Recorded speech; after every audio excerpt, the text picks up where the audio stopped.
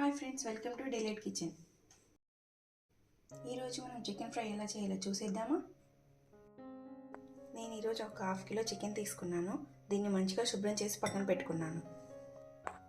ముందుగా 1 table spoon కారం పొడి, 1 tablespoon salt, 1 teaspoon పసుపు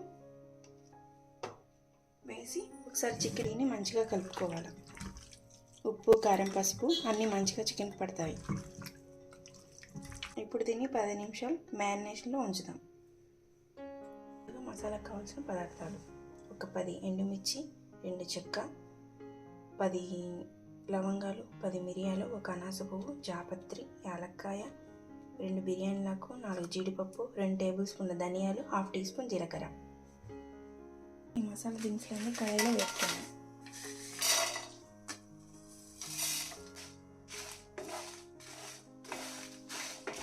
మంచిగా వేగాయి. ఇప్పుడు మిక్సీ జార్లో వేసేసుకుందాం.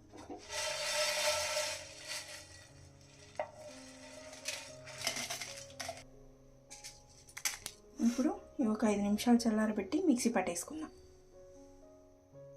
ఒక 4 స్పూన్ల ఆయిల్ వేసుకోవాలి. ఇప్పుడు ఆయిల్ హీట్ అయిన తర్వాత ఒక కప్ ఆనియన్స్ వేసుకోవాలి.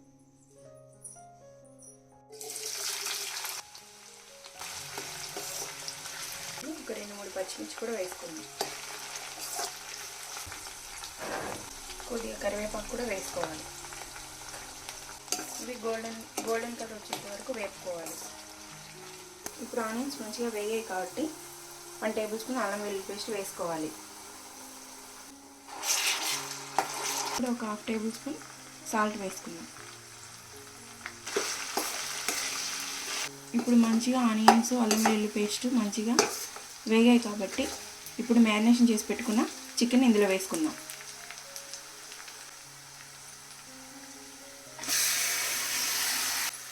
ఇప్పుడు చికెన్ వేసిన తర్వాత ఒకసారి గట్టిగా తిప్పుకుందాం.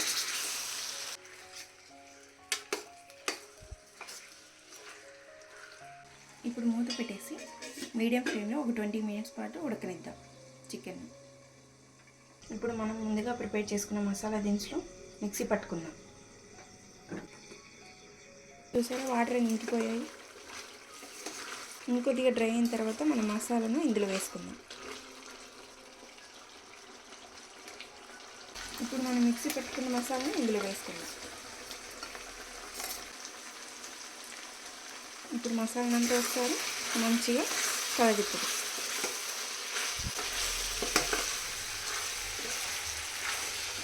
చూసారా, మసాలా వేయగానే చికెన్ ఎంత కలర్ఫుల్గా ఉందో.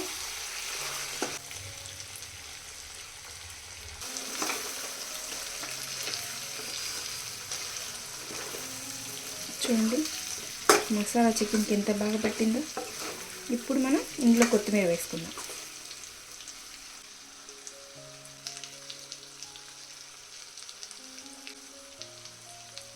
టూ మినిట్స్ తర్వాత ఈ చికెన్ని దించేసుకుందాం.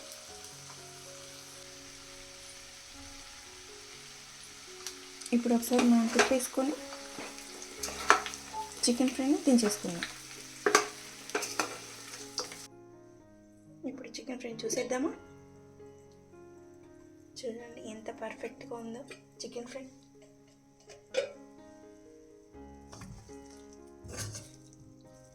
ఇది ఒకసారి మీరు కూడా ఇంట్లో ట్రై చేసి చూడండి. చాలా అంటే చాలా బాగుంటుంది. ముందుగా ఈ సర్వింగ్ ప్లేట్లోకి తీసుకుందాం చికెన్ ఫ్రైని. చూడండి, చికెన్ ఫ్రై ఎంతో అద్భుతంగా వచ్చింది.